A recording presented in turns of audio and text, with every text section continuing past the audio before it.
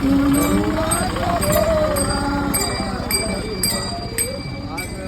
पाहतोय 2 वर्षाच्या बाळालाही त्याची आई, मावशी आणि त्याचे नातेवाईक पायीवारी लढवायला लागलेले आहेत.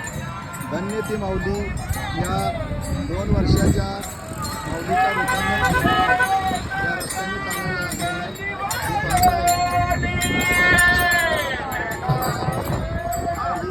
पाहत आहे की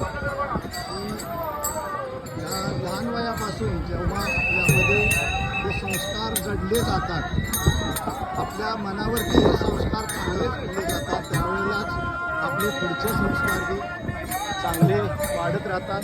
आपल्या कुलाचा उद्धार होतो, आपल्या सर्व नातेवाईकाच्या रिलेशनमध्ये चांगला फरक पडतो.